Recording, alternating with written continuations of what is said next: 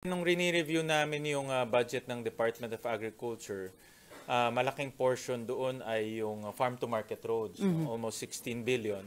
So tinignan namin yung history ng farm-to-market roads. At nagulat nga kami na may mga farm-to-market roads doon na talagang sobrang overpriced.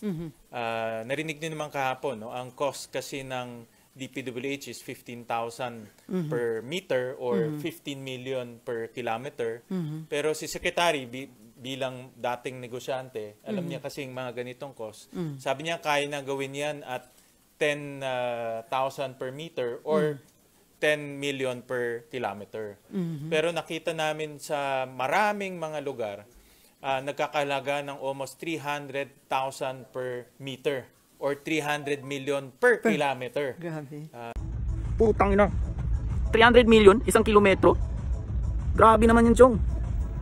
No, may school dito sa amin. May paaralan dito sa amin na ginawan ng siguro 1 lane, isang kilometro, kalahating kilometro, 1 lane. Ang gastos lang nasa 2 million lang ang gastos. 1 lane. No? Mga half kilometer.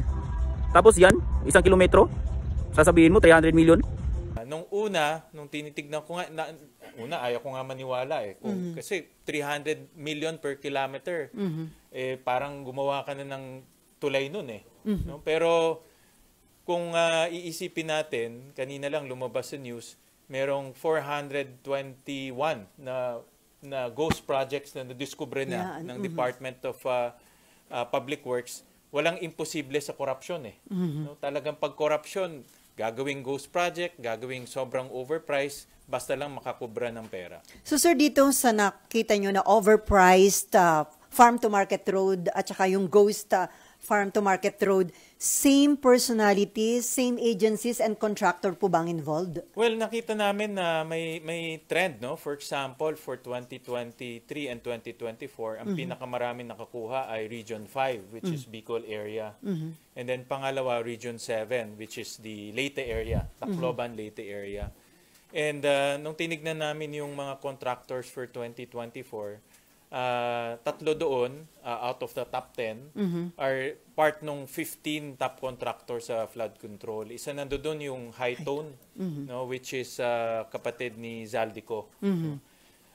So para sa akin hindi coincidental ito lahat, no? Pero isa ring nakikita namin na itong mga contractors ng flood control hindi limitado sa flood control. Meron rin silang project sa FMR. Tingin ko may projects pa sila sa kalsada, may projects sa irrigation. Hindi pa kasi pumapasok yung budget ng NIA, no? Irrigation, tingin ko meron rin doon. So yun yung mga hinihimay namin ngayon. So sir, considering na parang the same person, the same personalities and agencies ang involved, sa tingin nyo dapat isama na rin ng Blue Ribbon Committee sa investigation itong issue sa farm-to-market road? Ako personally, I would recommend sa Blue Ribbon na tignan itong farm-to-market roads kasi nga parehong mga contractors eh. No? At i-recommend ko rin sa ICI na tignan rin nila itong farm-to-market roads kasi nga unang-una sobrang overpriced from 15,000 per meter naging 300,000 per meter. Talagang garapalan na yung overpricing. At yung mga contractors pare-pareho rin. Grabe, no, kung iisipin. Hindi lang pala sa DPWH.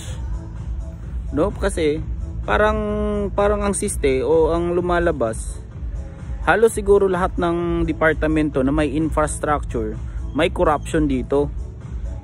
Tapos dito mo masasabi na corrupt talaga at magnanakaw talaga itong si Zaldico kasi 'di ba pati sa Department of Agriculture meron siyang kalokohan 'di ba? Overpriced pa. At hindi ako naniniwala na hindi ito alam ni Romualdez. 'Di ba? Napaka-imposible naman nun. 'Di ba? Kasi halimbawa ako nagtatrabaho ako, isa akong office staff. Kung may kalokohan ako sa pera, imposibleng hindi yan alam ng superior ko. No, imposible. So alam ni Romualdez yan. Kakuntsabo sa dyan. At dahil ni-review kasi ni Marcos yung GAA, sabi niya binasa niya lahat eh. So ibig sabihin kasabwat din siya. Kasi pag sabihin mo na hindi siya kasabwat, sinungaling siya, hindi niya binasa yung 4,057 pages daw ng GAA, no? Ito ang malaking katanungan ngayon, napakalaking kalokohan, no? Napaka-imposible, no? Sana maimbestigahan ito